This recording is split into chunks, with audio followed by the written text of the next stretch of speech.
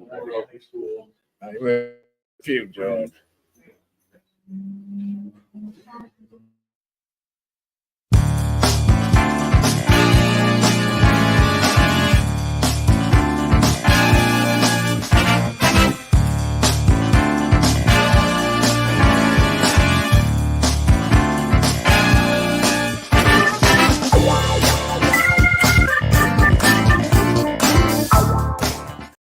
Yesterday was Allan Lengel holiday. We'll talk about that in a minute.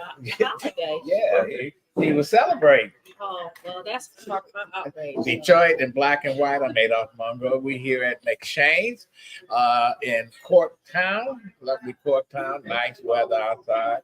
Allan Lengel. That's debatable. Oh, it's nice weather. Allan Lengel Oh, from here we go with the hands in the Detroit. face. Yeah, we already said that before you came. I use my left hand. Vanessa Moss.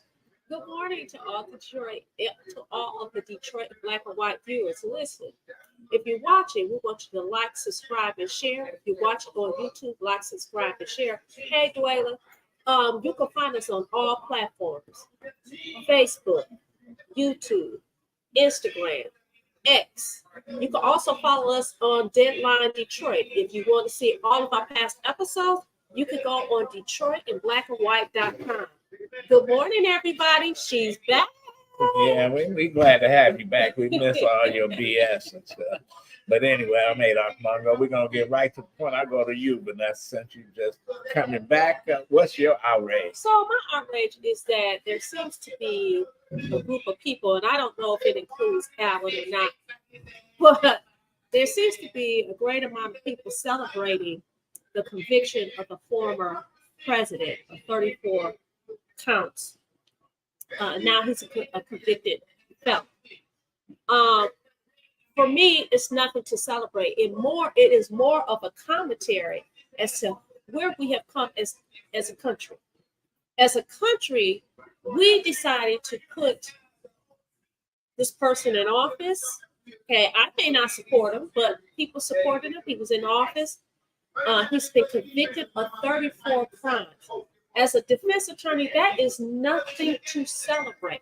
Now, let me say this. I do know that all of us have done things that we should not do, and that we all have to pay for our sins. But I do not think that this is a time to celebrate. This is the leader. He was the leader of supposedly the greatest country in the world, the most powerful person in the world. Should we be mourning? I'm not saying that we should be whining, but definitely not celebrating. I've seen all this stuff on social media. I just don't agree with it. I think it is a sad commentary. Well, you missed it. You missed it back in when Richard Nixon resigned. I was a college student. We all celebrated when he got on Air Force One and waved goodbye to the American people. We say good riddance to a piece of whatever he was. But bye. I don't think we all celebrated because I was a little girl and I remember that, and I remember it was very somber. I remember seeing him pull out the White House in a limousine. You were in college. I was in the land of Ann Arbor. That's my outrage.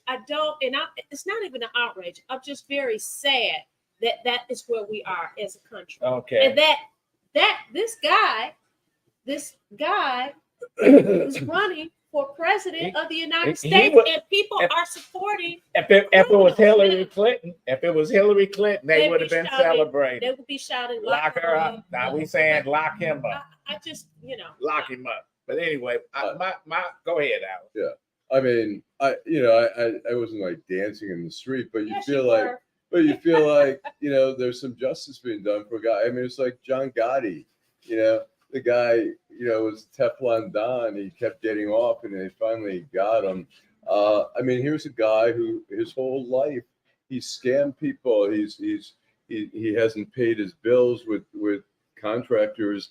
He had the university, the scam university. He had a foundation where he was taking money from donations for portraits of himself. I mean, the guy has gotten away with so much. He was He's got the civil case where they found that he did sexually assault this woman, and then he goes out and insults her again.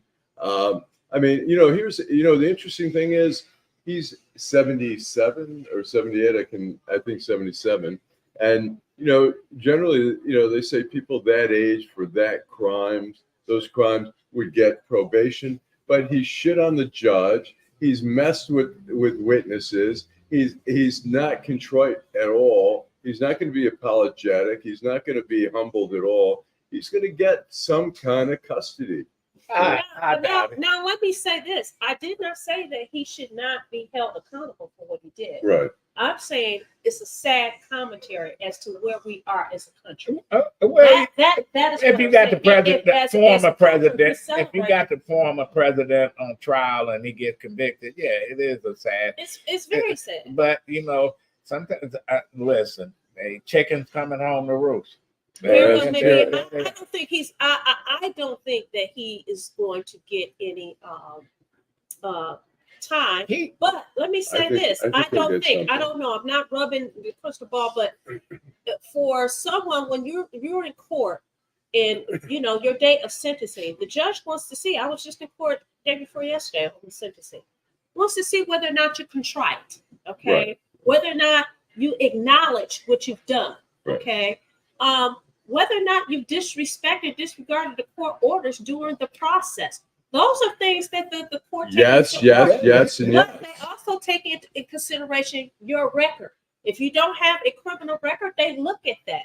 They also look at your age. So there are a lot of things that the judge looks at, and they have. If I was that judge, and the way he had threatened his daughter, threatened him, listen. But anyway, my outrage of the week is Clarence Thomas, who said that the Brown versus Board of Education, Topeka, Kansas, in 54 was overstepping.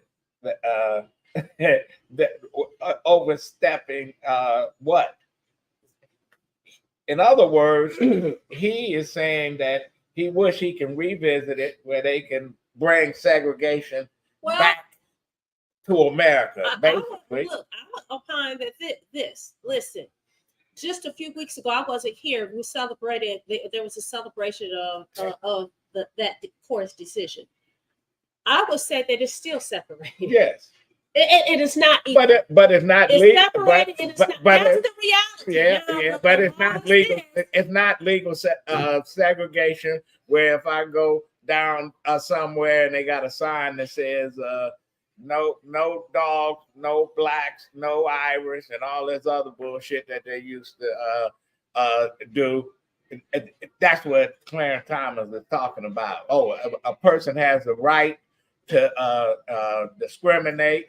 The GOP has a right to gerrymander these districts where they shut out black voters. Is he saying that, or is he? No, he's saying that because the federal government doesn't have the right to discriminate. If you have a public school system getting money from the federal government, you don't have the right to discriminate. Yeah, Clarence Thomas used every affirmative action program, everything to better himself. And then, how old is this guy? You know how old he is? 70-something. And he's been on the court since he was in his 50s. He's 75. He's a piece of garbage. His wife is a piece of garbage. And he should recuse himself from all these election cases. And Alito should. Both of them. I think that's ridiculous. That's okay. The problem is John Roberts, who's the Chief Justice, is letting this court go rogue. I mean, he should be pressuring them. He need to be arrested. You need to do what Lincoln did. You know what Lincoln did. Them. So what? No, you can't fire him. You can impeach him. Look, I had a conversation with you, Jim, and you said I'm gonna do what the heck I want to do. What am I supposed to say? Jim said that. I'm just saying. I'm just saying, what in the heck is he supposed to do? Well, anyway, I think the judge, in conference said, look, our credibility. How do you know they got no credibility. Yeah. So you dealing with insane rogues. Yeah. That's sitting up there on They the don't bench. give a shit. Right. They don't care. They're on a mission, man. It's like a movie where you see like these people are planted and they're working for whatever. The Stafford wives. They've been replaced with robots. Right. Yeah. There's soon to be a motion picture. Your outrage of the week, Allan. Well, mine was really about really John Roberts not doing. Okay. I mean, he should put down his foot and say, look, you guys are out of control. You're taking gifts from people. You're letting wealthy people who have cases before the court influence you guys. And Clarence Thomas saying the fact that, well, my wife and I don't discuss, conflicts of interest you don't have to prove that there was conversations or whatever. Conflicts of interest are about appearances. You're living with this woman who's a maniac, who's out there. Woman. It's his wife. It's his wife. But you know what he said. You know what he said. His wife. Wait a minute, but he disrespect millions of women. He's saying, "Oh, I can't control my wife. She got her own mind." Well, motherfucker, what about you? What about you? Supposed to have her own mind in a marriage? But I bet you wouldn't run that by Jody. I bet you wouldn't do that. But I bet you would not do that, sir. Why don't you zip it?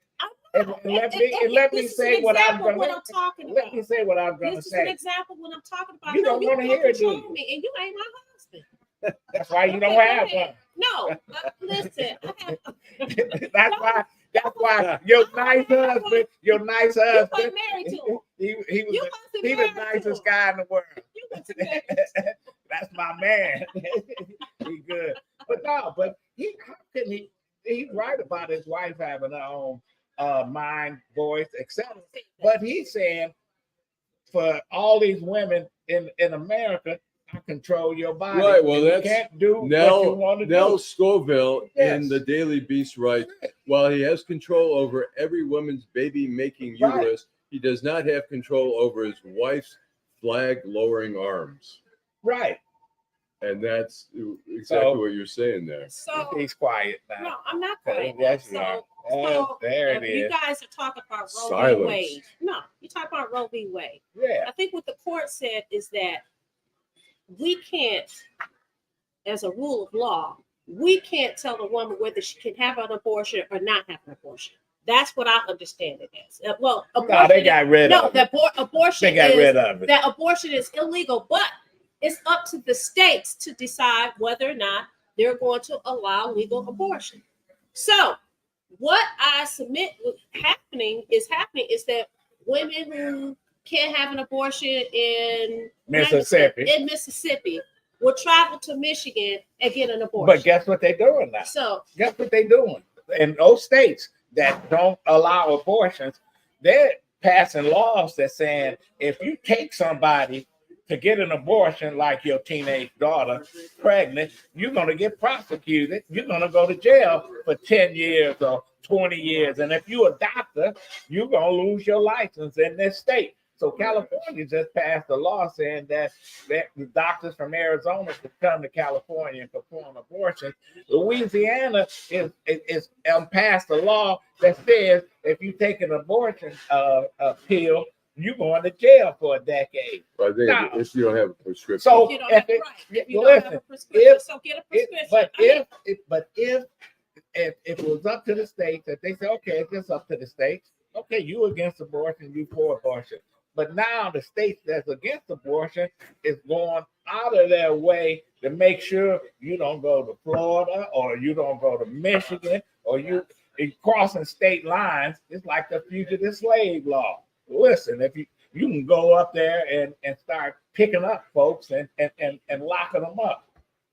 But So we start off this conversation to bring it back about the justices and their wife, and I still submit that they can't control you can't control what she does. Well, but what she does is she tainted the court. I'm not the judge in the house. That's what he's basically saying. And ain't no question. You know what? He's a piece. Well, I'll tell you this. You'll see. She runs the house. You'll see journalists who and I know one anchor in town. His wife would like to be more active in politics and stuff, but she doesn't out of respect for his job. And what is she, a trumpet? No. Oh, she one of those other ones? Yeah. Okay, And so, we're gonna take a break. Come back with our first guest, George Jackson. Because I live in Detroit, I was able to get tuition-free college through the Detroit Promise. I feel very fortunate working with the Detroit Promise. They were able to afford me so many opportunities. I'm currently studying media production and journalism at University of Michigan Dearborn. I'm looking to take my talents further into the production industry, short films. I love working with people here, and this is where I want to be. And that's why I'm Detroit for life. I'm here. Hi, I'm Eric Sabri, your Wayne County Treasurer. Are you living in the home of a deceased family member and you're facing property tax foreclosure, or maybe you know someone who's in the same situation? The probate process may be helpful to you. If you file a probate petition and notify our office, the foreclosure proceedings will be halted during the probate process. We have several nonprofit partners who have free attorneys who can assist you. Contact our office, 313-224-5990, or email us at taxinfo@waynecounty.com. Don't lose your family property. Some of these properties have been in the family for 4 or 5 generations. Contact us now. We're here to help.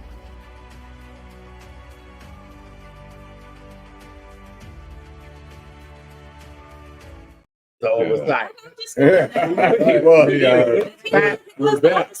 back. Hey, how you doing, George? Hey, how you doing? Former CEO of DEGC, whether that's Detroit Economic Growth Corporation, and before that, I was with DT Energy. Retired from there. I remember that. I'm a failure retired. Oakland University grad, Oakland, Navy Central, vet. Navy veteran. Yeah. Okay. Only lottery I ever won. It was military draft lottery. What high school did you go to? Cooley High School. Cooley. And went to Oakland University and then Central Michigan. Okay, good. So you were West Side. Yes, I'm definitely a West Side. Oh, okay. That's what's up. Livernois and the Lodge. Okay. Well, it's ironic we here in Fort Town. Yeah. Because when you was the CEO of DEGC, you had to fight these folks across the street when Tiger Stadium didn't want to go away. It was like a bad penny coming back, man. Tell us about that. Well, it was one of those things that by the time I was here at the stadium, they weren't playing for the years. It was rotting. It was expensive to maintain, and everybody had great ideas, but nobody had the money to back up those ideas they had. So, bottom line is we gave, I think, more than enough time for people to raise money and all the money wanted to come up with, but they had a $30 million plan and they couldn't raise any money. And in the meantime, the conditions of the stadium in itself were faltering. It was getting worse. Secondly, there was more support for demolishing the stadium than what the press was writing about. I mean, they seemed to have this core group of people who said this is for the kids, even though these guys were older than me. And I didn't see It was the kids every weekend. Yeah. And remember, we were living their memories, and that's nice. I understand that. I mean, I used to go to Tiger Stadium. I took the Dexter bus or the Linwood bus over here, and would go and sit in the bleachers. I was a regular, actually, at the stadium. $4 for bleachers. It's $3. I remember it was $1.50. Oh, Yeah. But you're right. I mean, so it was a big part of my life was going to see the Tigers. Me and my buddies get on the bus and come on down. Started with my grandfather. Oh man, I used to love Rocky Colavito. Oh wow, the OK line. Billy Bruton, and the Tigers were kind of late at having African American players. My thing. No, it was kind of interesting because I remember every time I would go to the stadium when I was young, I would come with my grandfather. So, but I noticed that every time we went, they were playing the same team. and it was usually the Cleveland Indians or Chicago. And I'm like, that's not the only teams they played. My grandfather said, no, because the Tigers didn't have black players originally. They were one of the last teams to have black players, them in Boston. Right. And the American League was behind the National League as a whole. But then Cleveland and White Sox. And so he said, that's why we here, because that's the only time we see a black ball player. And so I thought they was like the Harlem Globetrotters, where they just played the Washington Generals or something, you know. But anyway, you know, so near and dear to my heart, but sometimes things have to go. Hell, they tore down the original Yankee Stadium. Right. How did you get the tail to come through that? Well, several plans were put before us, and one had a mixed use, which is pretty much what you have today, where they would keep a field, but also have development on it. Secondly, I met with the business people here on this stretch, Trumbull and Corktown and whatnot. Most of the business people didn't want a field only, and they supported a mixed use type of facility. And they signed an endorsement of that, and I did get several proposals where they basically had the field, and then they surrounded the field and with development, because they didn't want a dead spot, especially in the wintertime. Nobody's going to be using it, Right. and but they wanted activity. They wanted to increase density, which you now have, which you didn't have back then. And so the majority of people really were not in favor of not tearing down the state. So you think that development over there, the Pale Field, led to Interesting how we the got there. redevelopment of the train station. We got new hotels and new apartment buildings, condos. Well, I think that it fits in better than just having an empty field for half the year, and activating it. And how Pale got involved. Well, I kept hearing about, oh, we're doing this for the kids, but I never saw kids. I didn't see kids involved, and I see anything. And so at the time, and it was mainly people that didn't even live in the city who were driving a lot of this. But so I ended up, I just so happened that my son worked for Pale. I was a big donator. I kept donating money to Pale. And I knew the leadership there. And so we had a great idea. I said, well, where are these kids at? And so I never noticed any kids from Detroit being included in this. So I said, well, we're going to have kids here. We're going to have kids from Detroit. We met I met with the leadership of Pale. I think it was at Beverly Hills Grill. And I said, I'm going to say this. I'm going to support a mixed use. And I think I got the mayor to support it.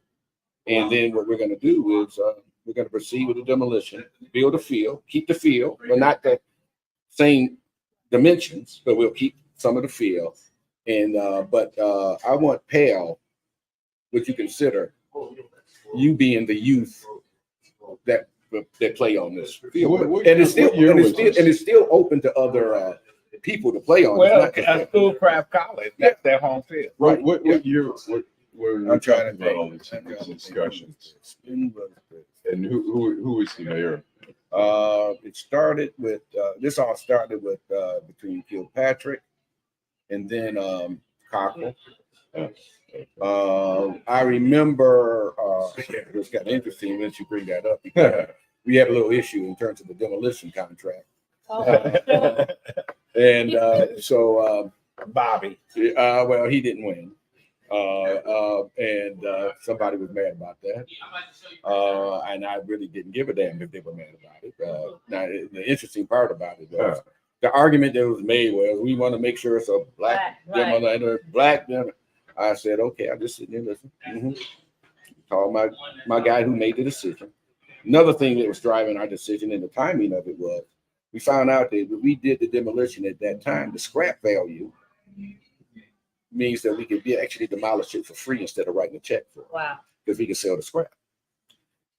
So we rebid. When the scrap market changed even more, we rebid. We dropped the first bid, rebid, and basically we made money on it. But the thing about it, though, is getting back to the point that I was making, is that actually the demolition company was Mike Farrell. he's African American, and so he did get the contract. And somebody, I just said, hey, that's how it is. I never let other people make decisions for what I'm responsible for.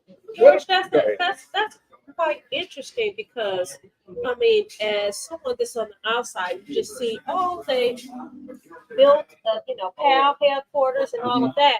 But it's great for our viewers to know about all the intricate details that go behind planning it, like It's the true in almost scrap everything. value, Yeah. and how you're All able that to goes make into it. money as opposed to Right. losing money. Mhm. That's important. I think those are the things that we need to know. And I know that eventually going to get to the question about the Renaissance. I can't wait for you. Well, I want to ask him before we go that route. Grand Prix back downtown. Yeah. Your view of that. I like it back then. I thought Belle Isle, it was hard to get on and off the island. I spent more time getting off the island than I did actually watching the race. Yeah. Plus, you screwed up Belle Isle. Belle Isle already has a lot of problems in terms of water issues, drainage, things of that nature. And I don't necessarily feel, and it's a place of nature. Really. They're tearing the old slough down. Is that a good idea? What? A children's zoo. It's not being utilized, and the current zoo really has its own. Is a great zoo, and it's expensive. So They we don't need another zoo. Not necessarily. No. What do you think about It's the? a place of nature, and that's what it should be. Yeah. What do you think about the train station development? I said this years ago when I remember somebody was always wanting to keep the train. I said, it may have to be demolished, but whoever does that project has to have more than a profit motive. It has to be something that is very, that you really just want to do something for the community. Right.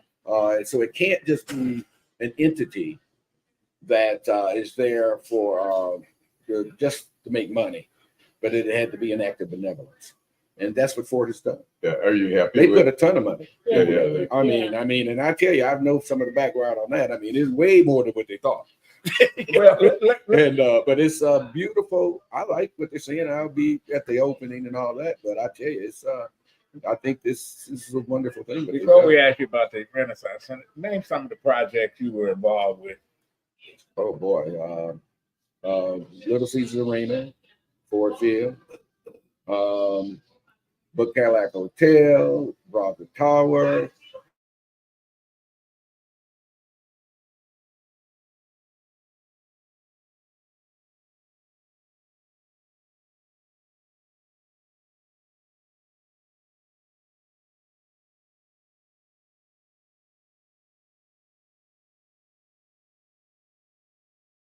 This was one of the projects, but we've done a number of buildings. I mean, we did over 80 improvement buildings, and then we redid Woodward, the streetscapes on Woodward, Broadway, Washington Boulevard, turned it back into a boulevard. And quickly, the Element Hotel, that was going the Metropolitan building was going to be torn down. Yeah, there How did was that a come? desire to tear that building down, and we felt that we wanted to keep that building. So we didn't just tear stuff down. We only did that if it was absolutely necessary. We ended up at that time, I think even Gilbert and Company wanted it torn down. We basically disagreed and said, let's try to, and then all of a sudden they claimed stuff was falling off the buildings, hit a truck and all this. And magically this truck showed up. And we said, no, we're going to go with it. And there was some interference attempted, and we resisted that. And we ended up finding a development team that was willing to do it. We looked at it, reviewed it, and said this could be done. It was a feasible project. I had a great project management team and construction managers at DETC when I was there. And we were doing most of that work for the city anyway, as opposed to it being done by the city. Now, what about tearing down that monstrosity called the Renaissance Center? Yeah. The Renaissance Center is a beautiful, iconic building from an architectural standpoint. It's a nightmare for the end user. Only from the standpoint that it's a very difficult building to navigate. I think that it is a very expensive building to in terms of maintaining your carrying costs and things of this nature. I would say that as we look at what to do with it, we should put on the table all options from partial build out to demolition. And that if we could find a way to make it work, and that it also is cost effective, that's going to be key, because I think, it's going to be an expensive ordeal if you want to keep it or you want to change this ownership, the use, because we don't need more office space. Right.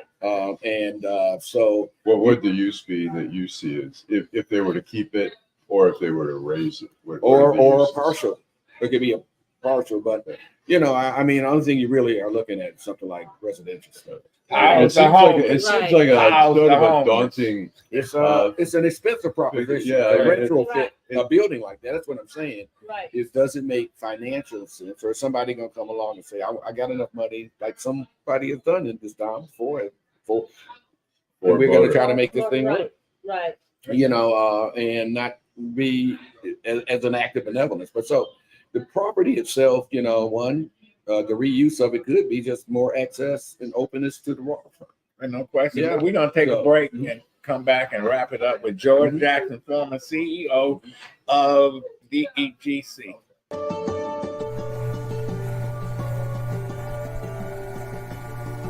Fellas, I'm new in town, and I've been here a couple times. I absolutely love your place, man. But I've got to ask you, if you can, I've heard that you're going to be shutting this place down. I'm not proud of it, brother, but we're behind our property taxes. The county is all over us, man. I'm even afraid to even give them a call. Well, we can't let it go, brother. I mean, we can't give up. There's got to be a GoFundMe campaign that we can run, even past the plate. Is there a forgiveness program or something that's out there? Well, unfortunately, that's only for the big guys. No, actually, Wayne County has payment plans for everyone. Are you for real? Yes, it's a well-designed program. We want to help you save your business. That's what I'm talking about. I'm Wayne County Treasurer Elrick Sabri. If you have delinquent taxes on your home or business, contact our office, 313-224-5990, or visit our website, treasurer.waynecounty.com. We're here to help. Got it. Without Project Clean Slate, there is no telling where I would be right now. It gave him back his life, because once he got the felony, it seemed like life was over. Being unemployed, being depressed, being a burden. Project Clean Slate helped wipe those things away. I can't say thank you enough. I am now able to work for a reputable airline. Detroit had my back, all because I live in Detroit.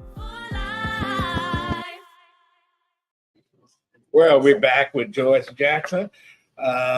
George, what are you doing now? Do some consulting. I'm definitely leaning more now towards looking and acting like I'm retired, but I am doing an industrial park in Arizona where I winter, and I ended up getting involved in a project out there in Mesa, Arizona. It's 180,000 square foot. I thought you were going to say it's 180 degrees. It's hot as hell. It's the summertime. Well, in the summertime, it is pretty hot. That's why I'm here. It's too hot to play golf in the summer. So you can throw a frozen chicken on the side. Are you a golfer?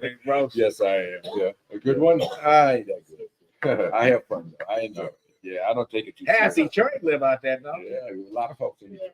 Yeah. No problem. So A lot of them think they live in my house too in the wintertime. My buddies. So George, when we took a break, you and I had a conversation. Yes. I think it's important for the viewers to know.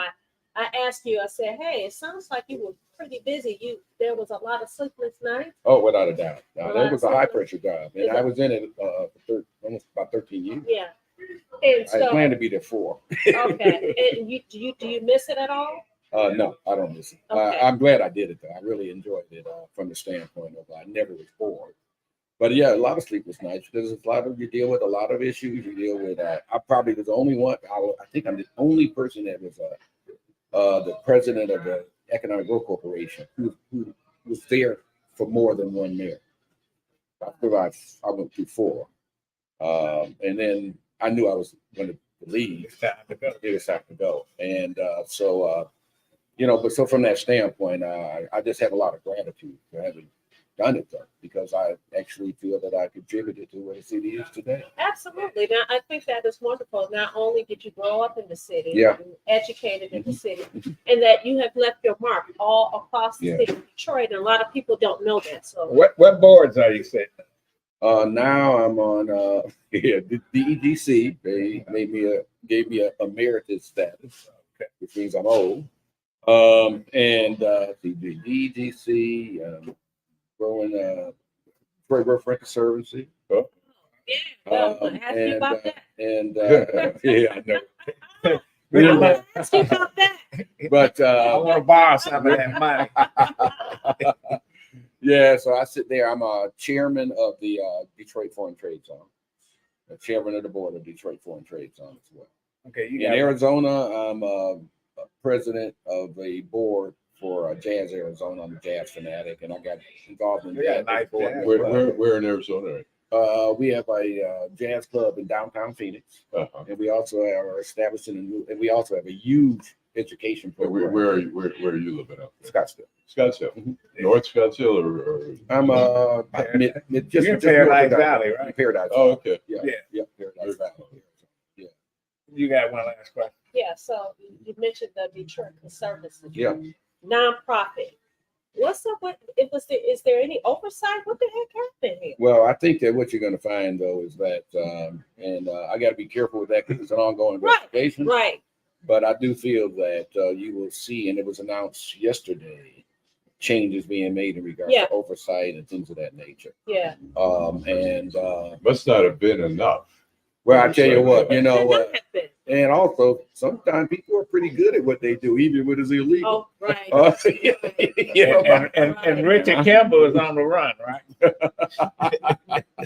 so but from that Some of our viewers standpoint, may not even know what we're talking about.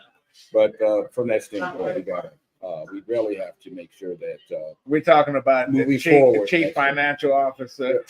yeah, Yeah, and he's been accused of and he's been terminated and accused of stealing or use some money. Right. Possibly I think it's 40 like $40 million. million. Yes. And then the person that was working under him, they said they got rid of him, but he's staying on to train the next person. I didn't understand No, that. at all. that'd be the CEO. Okay. They want to. When your two top people are leaving, that's a big gap there. So to bring somebody in, he's just going to be there for a short period of time. As Okay. part of the transition. okay. Yeah. George? Now he has not been accused of any wrongdoing. Okay, Yeah. okay, great. No. He just Let's clarify that. he fell because of That could happen to a CEO. That's terrible. Yeah, it's Yeah, terrible. that's terrible. It's very sad, the situation.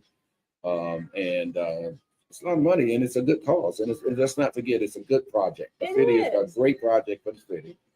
And I think you'll find that the proper modifications, changes in governance will be made. Yeah. Yeah. But everyone goes in these things with trust, and then every now and then you run into somebody who So how did they find out? who's a Yeah, crook. how did they find out? Do you know? I think there was some improprieties in terms of the one foundation that was funding the West Riverfront project, Okay. the West River Foundation. One of their program managers said there was the prices seemed to be a little bit inflated. Right. Yeah. Okay. Okay. So I in got it. construction, a lot of games could be played. Right. Right. So, We're gonna have to bring you back, George. sure, we'd love to come back. Yeah, George Love Jackson, to. former CEO of All right. DGC. Thank you, George. Thank you. You're welcome. See ya. Thank you. You're welcome. All right. Great So job. we have our next guest here, ML Elrick. We've got ML Elrick coming on. We're going to Better known as the boogeyman of Detroit. He say his name in some Switch some circles. chairs here. They start running. They start running. All right. So we've got ML Elrick, who's an investigative reporter for the Detroit Free Press and a Pulitzer Prize winner. He just came back, spending several days up in Mackinac. Waste of time. Yeah, I well, didn't go this That's a year. waste. I we'll didn't go this see, year, but, you know, busy yeah, working we're, on campaign stuff. we're which going to we'll see talk if we about can later. get him over here. He busy having a side Come line on. conversation with George Jack. They're having a reunion over there. Hey, Michael. All right, and here he is, fresh from the east side of Detroit. So did you party a lot up at Mackinac? I can't remember. You can't Oh, remember. so you huh? did. Maybe the blackout. You know, some people have lost their jobs after Mackinac in past years because they went up there and got drunk and did all kind of Said crazy shit. stuff. Do they still do that? Let's just say that there are a lot of establishments that appear to be open after the posted closing hour. And I will say that on my way back to my place on the very back end of the island, I did walk up the hill behind a certain state senator who did not seem to be walking a straight path. But since there's no cars, it was okay. That smell, man, I can't. I hate Mackinac, man. The horses. Oh man! If you don't like the manure, don't like horse shit, stay out of politics. Right. Some like horse that. shit, but not that horse shit. Okay. So what, any observations up there? I mean, when you go up there, you see all the people glad handing and schmoozing and connecting. Is it heartening or like noxious to see? How would you describe the scene up there? Well, I mean, as Adolph alluded to, it's the one place I can go where people who don't want to see me have no choice but to see me because you're on an island. So Right. there's no place to go. Right. So for me, it's Fantasy Island. For other people, it may be the island of Dr. Moreau. I don't know because there are a lot of freaks up there too. But no, things get done. People talk. It's good to have that face-to-face opportunity. You know, it originally started on, I believe, the Bobolo boat with a bunch of old businessmen, a bunch of old white guys getting drunk and hiring hookers until Reverend Nicholas Hood said no more, cleaned it up. Then they moved up to the island. Yeah. Then it was still a bunch of old white guys with a bunch of booze and maybe, I don't know who else was there. But over the years, it's become more diversified. Now there's more nonprofit people there than there used to be, which is why there's fewer business people because they know when they run into nonprofit people, like, hey, I want to tell you about my program. There used to be a Republican domination, but now the Democrats are in power. You don't see that many Republicans. And you used to see candidates come there and try and make their career. Jennifer Granholm famously was sort of her coming out party was at the Mackinac Island Policy Conference when McNamara and the Mackinac Policy Council, when McNamara and Duggan took her around and said, this is our next Attorney General. You don't see this much anymore. Mike Rogers and Alyssa Slotkin were supposed to be the stars of a big senatorial debate. They both chickened out. Did they show up at all to the island? Or? I did not see them, but I'm kind of going a different place. But I'm told they were there. But the big news was the mayor endorsed Mary Waters. Right. What you think of that? That caught a lot of people by surprise. And I'm writing about that in my On Guard column for the Free Press.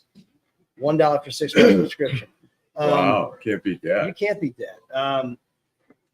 You know, initially a lot of people speculated that this is to help him with his gubernatorial race. He's going to make some friends that he might need if he runs for governor, as everybody expects him to do in 2026. And I think there's something to that. But the more I thought about it, the more I think it's part of Duggan's absolute, unshakable belief that the key to Detroit's turnaround has been good relations between the mayor and Detroit City Council. He's been saying that for 10 years. Now, some people think one of the problems with Detroit is that we don't have our checks and balances anymore because the mayor says jump and city council says out a window. Where do you want me to jump? But they get along really well. And when Mary stood there with the mayor and Sam Rill introduced the whole affair, most of the city council was lined up behind them. And even earlier in the week, Duggan had once again from one of the seminars said, you know, the key to our revival has been good relations between the mayor and city council. So I have to believe that has a lot to do with it. It's also a freebie, right? I mean, not that many people really like Sri Tanadar. I was just going to ask you, what is his relationship? Except for Adolph. Yeah. What is his relationship with the mayor and the city of Detroit owners, period, in your opinion? Sure. Well, so the mayor said that he doesn't think that Tanadar has been working very hard as represented in Detroit with the energy that Mary can and the resourcefulness that Mary can. But Sri is kind of, you know, I think he was really smart when he ran for Congress to kind of make fun of himself. So he's almost become like a comic figure. Right. And so I think he has sort of I don't want to say a cult-like status, but I think more people like him than people think. But in terms of people in power and people in politics, the man has very few friends. Right. And he'll whine about it too. He's like, everybody's out to get me. Well, I cry this many tears for millionaires. But for Duggan, you know, she's probably. Do she have a shot? Would money come to her now? That before nobody was giving her anything. Yeah, I think Would that open up the purse string? I think some will. If you remember, Mary ran for at-large city council in 2021. Should have had no chance at all. Then the feds raid Janae Ayer's office and her home, as well as those of her chief of staff and city council member Scott Benson and his chief of staff Carol Banks. Benson just kept rolling. He's like, nothing to see here. Right. And then Janae kind of took it really hard and kind of fell back. Mary sort of surged forward, and as that happened, some money came to Mary, and Mary had enough money to do a little bit of advertising, a little bit of mailing and stuff, and then she pulled it out. I think the same thing could happen here. I think any dollar that was going to go to Adam Ollier now will either stay in people's pockets or it will go to Mary. And Adam's done. Yeah. We're going to talk about that when we come back. We're going to take another break. Because I live in Detroit, I was able to get tuition-free college through the Detroit Promise. I feel very fortunate working with the Detroit Promise. They were able to afford me so many opportunities. I'm currently studying media production and journalism at University of Michigan Dearborn. I'm looking to take my talents further into the production industry, short films. I love working with people here, and this is where I want to be. And that's why I'm Detroit for life.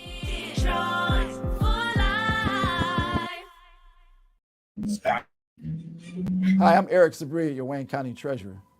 If you're living in the home of a deceased family member and you're facing property tax foreclosure, the probate process can be helpful to you.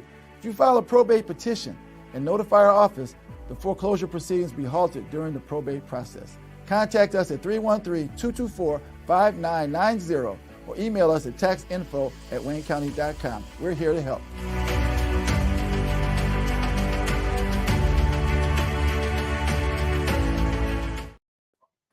I'm surrounded by Spartans. We are back. We're back here. What are you? So I Wayne State University. she's a Tartar. She's a Tartar.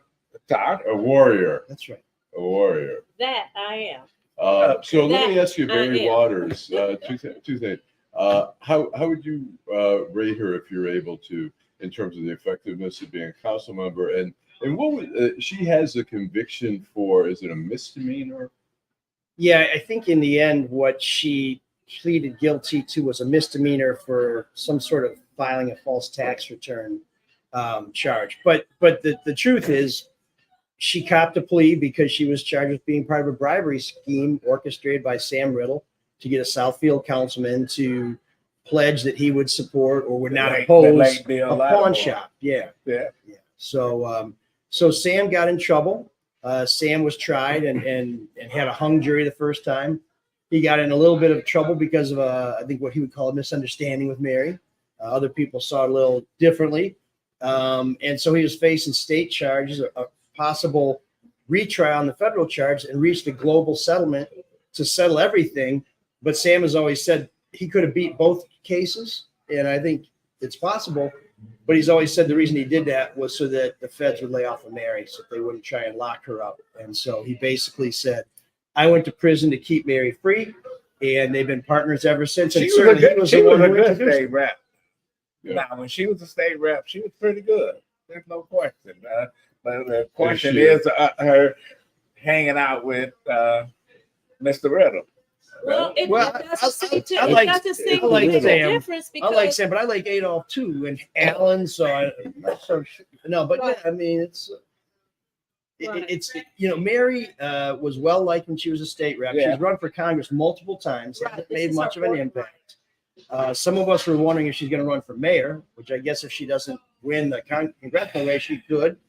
But I don't watch council as close as I used to, so I can't speak to how well she's done on council. But the mayor was effusive in his praise. He says she's been a big advocate for housing, for elderly issues, that she's brought a lot of energy to council. She's brought a lot of tenacity. And he gave her credit for seeing some major initiatives come into being. So, if you take the mayor's word for it, she's been a good council person. And this is an incumbent mayor not endorsing an incumbent congressperson. That's unheard of most of the time, unless that congressperson was doing something crazy. Yeah, it's unheard of, in the number of sitting office holders who are Democrats who are endorsing an opponent of the incumbent Democratic Right. congressman. Right. Jocelyn Benson got out early for Adam Ollier. Now, most of them endorsed Ollier, Right. but we're starting to see the sands shift with Ollier knocked off the bat. In fact, here's something that came out last week that kind of surprised me. Hakeem Jeffries endorsed Sri Canada. So there are endorsements coming now that probably wouldn't have fallen this way now that Ollier's out of it. Now, Jeffries really can't come to Detroit and say he's been a great congressman. No. Ain't no way. But But there are members of the Congressional Black Caucus who have endorsed Ollier. So it's not a matter of congressional members endorsing congressional members. This is getting weird. I went to the NAACP dinner, was it last week or week before last, and Sri was there. And it struck me as it was like he was on an island by himself. It was just the optics was it was very interesting. Very Hanson Clark interesting. 2020. Right? Yeah. Without the red suit. What? Remember that red suit? Exactly. Well, at least And I he's was not like, living in wow. his office like Hanson was. So Well, I know where Hanson grew up, just off of Gratiot. I would live in my office if that was my home. That was a tough neighborhood.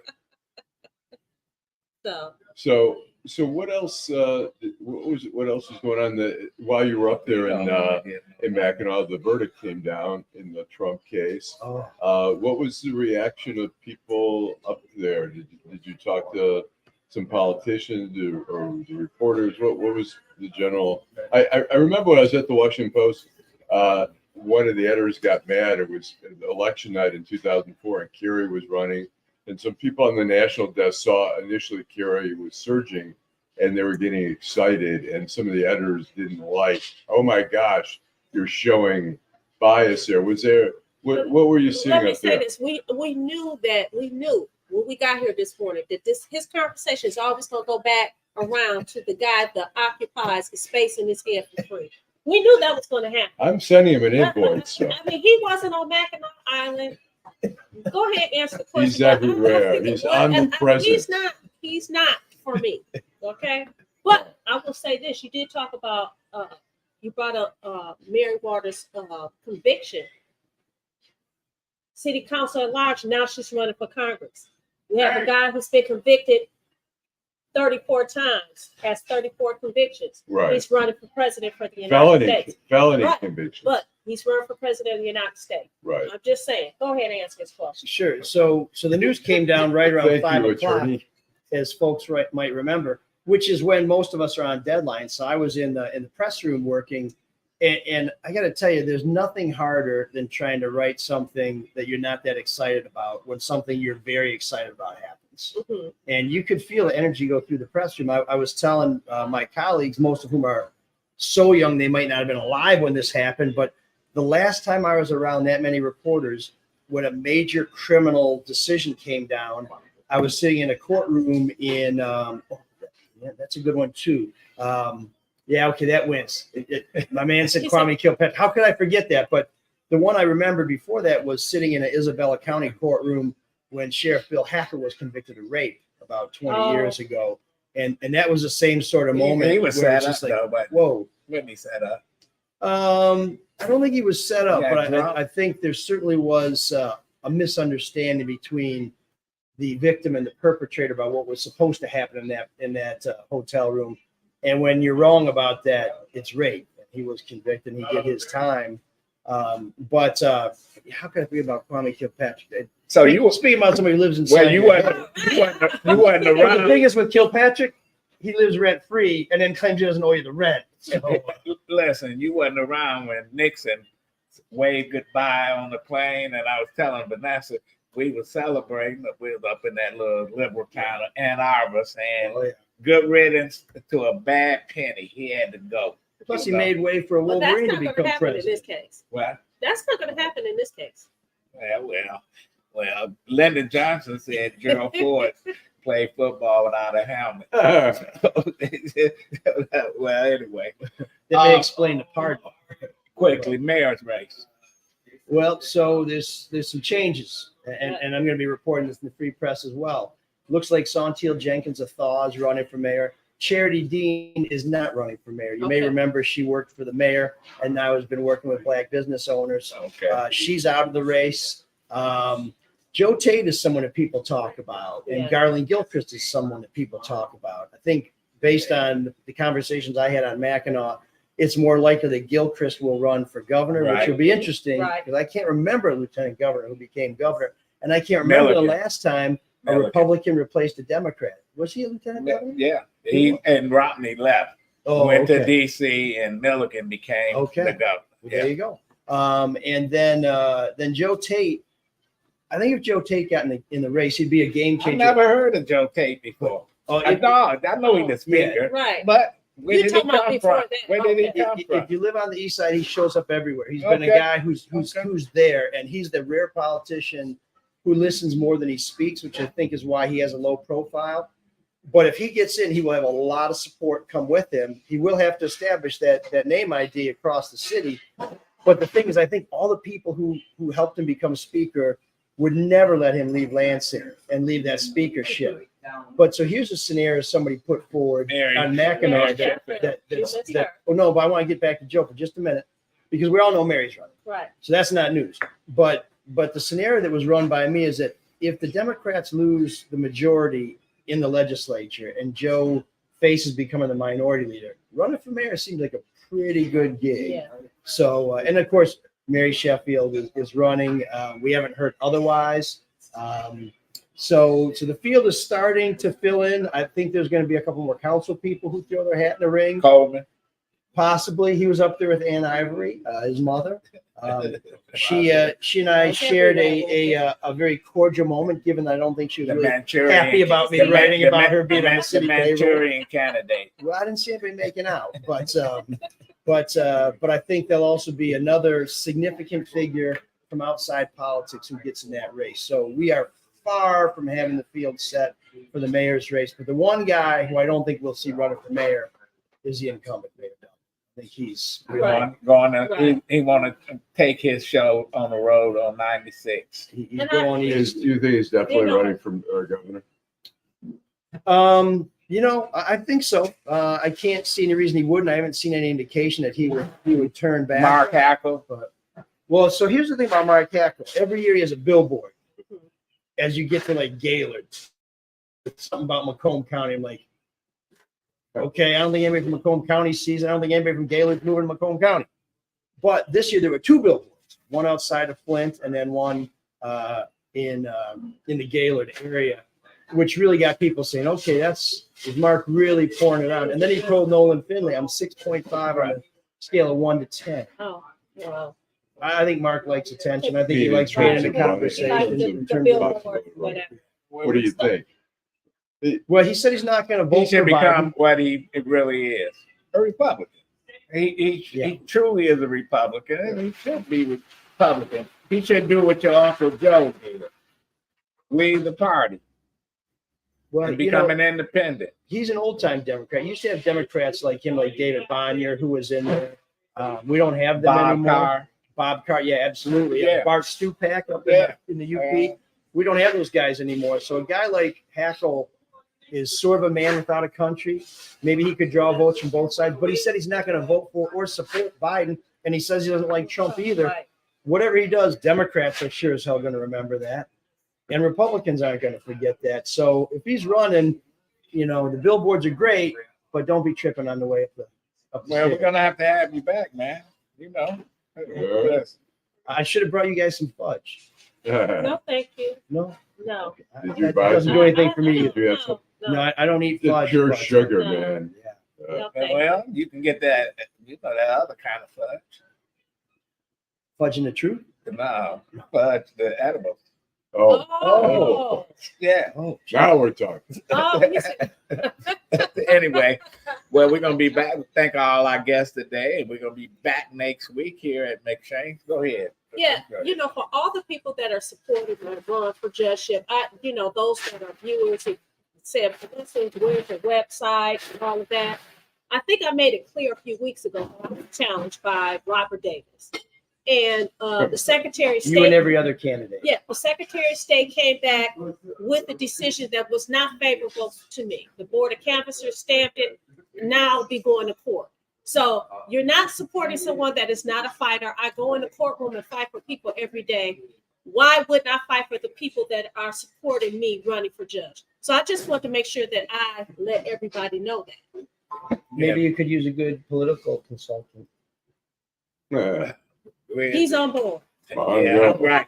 He's And on board. there's no question that she's gonna do what she gotta do. I'm doing what I have to do. And to get taken off the ballot, technicality is a bunch of bullshit. So they say, but it's not that as far as I'm concerned. But anyway, I disagree with that. That's why we're going to court. So Thanks, my keep man. supporting, stay posted, like, subscribe, share. We'll be back next Saturday. Same place, same time, Teresa. same energy. Thanks, Jim. Thanks, Teresa. Thank you all of the viewers, and thank you to both of our wonderful guests, as Eric. well as our resident co-host, Eric, who didn't have much to say. He was just talking from the side.